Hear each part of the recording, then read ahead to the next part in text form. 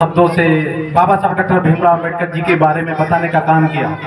सम्मानित बड़े बुजुर्ग, सम्मानित साथियों, बाबा साहब डॉक्टर भीमराव अम्बेडकर इस देश के लिए वो शख्सियत हैं, वो महान व्यक्तित्व रखने वाले महापुरुष हैं कि इस देश के अंदर जो हमारे संपूर्ण हिंदू समाज है उसको मंदिर में जाने का काम, एक साथ बैठाने का काम बाबा साहब डॉक्टर भीमराव अम्बेडकर जी ने संविधान के माध्यम से करने का काम किया है। सम्मानित बड़े बुजुर्ग, सम्मानित साथियों, हम सबको एक लाइन में हिंदुत्व के अंदर, हिंदुओं के अंदर एक समान रखने का काम, एक समान खाने का काम, एक समान पढ़ने का काम बाबा साहब डॉक्टर भीमराव अम्बेडकर जी ने देकर के हम सबका जीवन स्वर्ग बनाने का काम किया है। और हमारे मुस्लिम भाइयों को भी अगर मस्जिद के अंदर नमाज पढ़ने का अधिकार दिया है तो वो भी बाबा साहब डॉक्टर भीमराव अम्बेडकर साहब ने देने का काम किया है। अन्यथा तो आपको सबने पढ़ा, आपने सब लोगों ने पढ़ा होगा, देखा होगा कि हमारे देश की क्या स्थिति है। आज हम हिंदुत्व के नाम पर, आज हम इस भारतीय होने के नाम पर एक साथ खड़े होने का काम करते हैं तो वो बाबा साहब डॉक्टर भीमराव अम्बेडकर जी के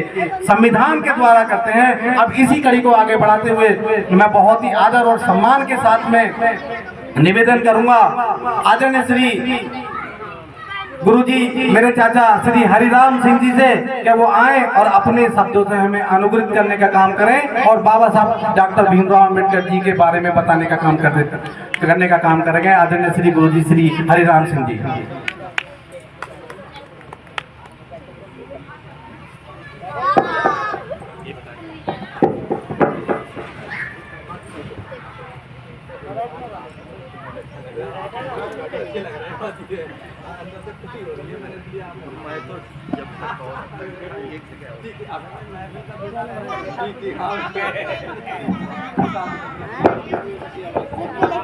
सर्वप्रथम संविधान के निर्माता भीमराव अम्बेडकर जी के चरणों में श्रद्धा सुमन अर्पित करते हुए मंच पर आसीन आज की सभा के इस समारोह के अध्यक्ष श्री हसरूप सिंह जी, हमारे मुख्य अतिथि श्री विजय कुमार पांडे साहब, डॉक्टर शिव स्वरूप जी, मौलाना मुजाहिद साहब, मुखराम सिंह जी, हमारे नेताजी आए हुए इलियास अहमद, इलियास सैफी साहब, हमारे बसपा के जिलाध्यक्ष रहे श्री महेश कुमार गौतम जी, हमारे समाज सेवक और समाज के कार्यों में बढ़ चढ़कर हिस्सा लेने वाले श्री राजेंद्र सिंह सरदार जी, हमारे बुजुर्ग श्री तोताराम जी, हमारे बड़े भाई श्री चरण सिंह जी, हमारे गुरुजी अश्वनी कुमार जी, श्री जसपाल सिंह जी, इस पंडाल में उपस्थित सभी हमारी माताएं बहनें, मैं आज इस पावन पर्व पर सभी का तहे दिल से सम्मान करता हूं और भीमराव अम्बेडकर जी के बारे में दो शब्द कहना चाहता हूं। आप अगर मेरे से कोई त्रुटि हो तो कृपया क्षमा करना। देखिए, भीमराव अम्बेडकर जी जिनका आज हम बड़े आदर के साथ नाम लेते हैं, ये हमारे स्वतंत्र भारत में जब हमारा देश आज़ाद हुआ था तो स्वतंत्र भारत के सबसे पहले कानून मंत्री का होदा इन्होंने संभाला था। ये तो सबको पता ही है कि हमारे संविधान के निर्माता जनक भीमराव अंबेडकर जी को ही कहा जाता है और इन्होंने सबसे बड़ा योगदान दिया है। देखिए, कौन कहता है कि गरीबी का बच्चा, गरीबी से निकलकर बच्चा वो कामयाब नहीं होता, ऐसा नहीं है। इनका परिवार इतना ज्यादा धनाढ़ नहीं था। मैंने इनके दो चार एपिसोड देखे हैं जो चल रहे हैं। इनकी स्थिति ऐसी थी कि घर में भी दो फाड़ स्थिति थी। आधा घर इनके खिलाफ रहता था और आधा घर इनके पक्ष में रहता था। इनकी सौतेली माँ, जिनका नाम जीजाबाई था, वो हमेशा इनके खिलाफ रही और नहीं चाहती थी कि भीमराव जी की उन्नति हो, भीमराव जी को आगे बढ़कर कोई बड़ा होदा मिले। वो हमेशा उनकी काट करती रहती थी। प्रयास करती थी कि जो परिवार में अन्य सदस्य हैं वो भी उसी के साथ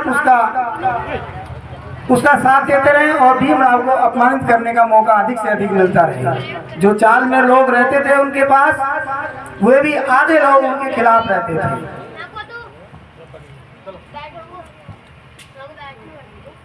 जबकि सारे खिलाफ होने के बावजूद भी यदि किसी को कोई परेशानी होती थी तो सबसे आगे भीमराव अंबेडकर जी उनकी मदद करते थे। फिर भी उनकी मदद को अपनी मदद न समझ करके उसका उल्टा अर्थ लगाते थे कि अरे भीम की तो यहाँ भी जीत हो गई, हम पीछे ही रह गए। उनकी पढ़ाई में रोड़ा अटकाने के लिए जीजाबाई हमेशा तैयार रहती थी। देखिए, बाहर वाले तो उस समय चाहते ही नहीं थे कि ये लोग पढ़ें, लेकिन उनके परिवार की जो उनकी सौतेली माँ थी वो भी चाहती थी कि वो आगे तरक्की ना करें। जब ग्रेजुएशन की परीक्षा पास कर ग्रेजुएशन की परीक्षा देने के लिए स्कूल जा रहे थे तो उस समय जो इनके विपक्ष के लोग थे वो ये चाहते थे कि ये ग्रेजुएशन की परीक्षा ना दे, ये वकील ना बने। उनको रोकने के लिए अन्य विपक्षी दलों ने उनका रास्ता रोका। उन्हें पता लगा तो वे उस रास्ते से हटकर दूसरे रास्ते में चले गए। जब दूसरे रास्ते को चले गए तो वहां भी उनके विपक्षी दलों ने उनको पकड़ लिया और एक कमरे में बंद कर दिया कि परीक्षा देने नहीं जाएंगे। बड़ी स्थिति भयानक थी। परीक्षा का समय निकला जा रहा था। यदि वो परीक्षा से चूक जाते तो उनका 1 साल खराब हो जाता। परंतु रमाबाई जो उनकी पत्नी थी, उन्होंने अपने जो कपड़े पहने हुए थी, साड़ी वगैरह और मुंह ढके हुए, वो उस कमरे में गई और उन्होंने जो उनके विपक्षी दल थे उनसे कहा कि देखिए, आपका एक लड़का जो है, आपके उनके साथ का कोई लड़का कि उनको घेर रखा है आदिवासियों ने, आप उनको देखिए जल्दी से। वो इतनी बात सुन के कमरे से बाहर निकले और भीमाबाई ने अपना पर्दा हटा करके और उन्हें भीमराव अंबेडकर जी को निकाल दिया कि जाइए आप परीक्षा दीजिए, और वो परीक्षा देने चले गए। इस तरह से उनका ये मैंने उसमें देखा। तो देखिए कितनी विषम परिस्थिति थी। ऐसी विषम परिस्थितियों में भीमराव अंबेडकर जी ने वकालत की परीक्षा उत्तीर्ण की। जब ये विदेश में पढ़ने जाने की तैयारी कर रहे थे, उस समय भी बड़ौदा के राजा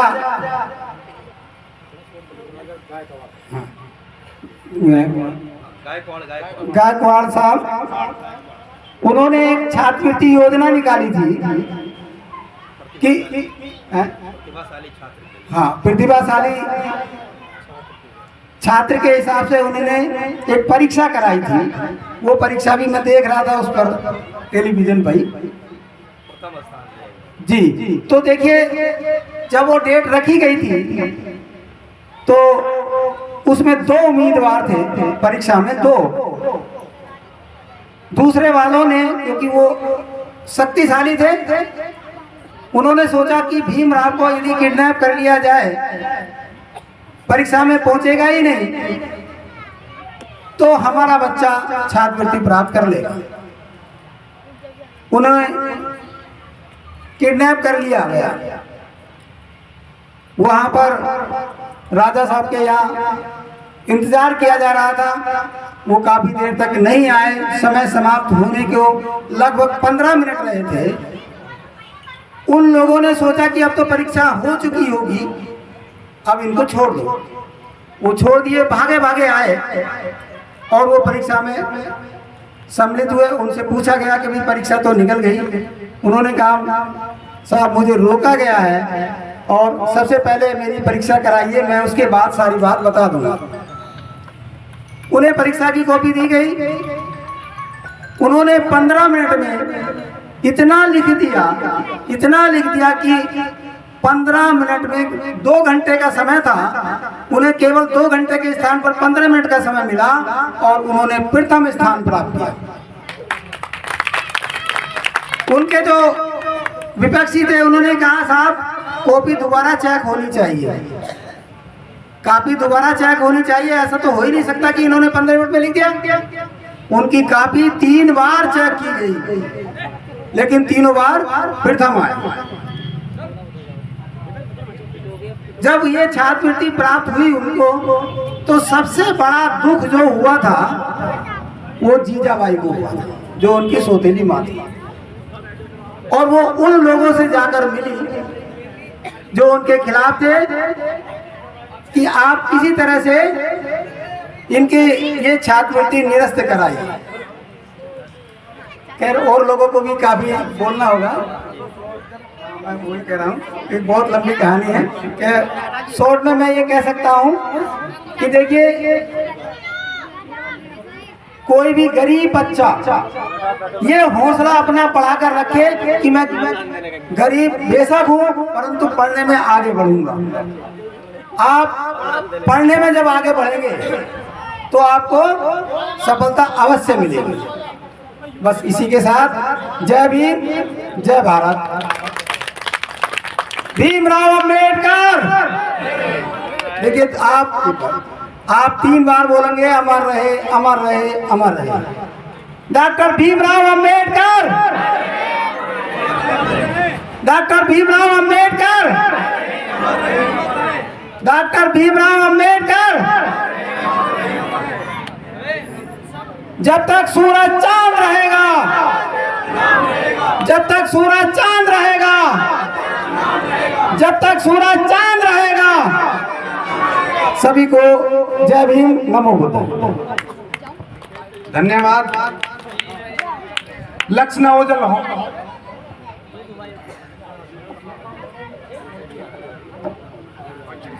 लक्ष्य न ओझल होने पाए, कदम मिलाकर चल, सफलता तेरे कदम चूमेगी आज नहीं तो कल। कुछ इस तरह के शब्द हम सब लोगों के बीच में यहाँ अभी आदरणीय श्री गुरु जी हरिराम सिंह जी ने रखे।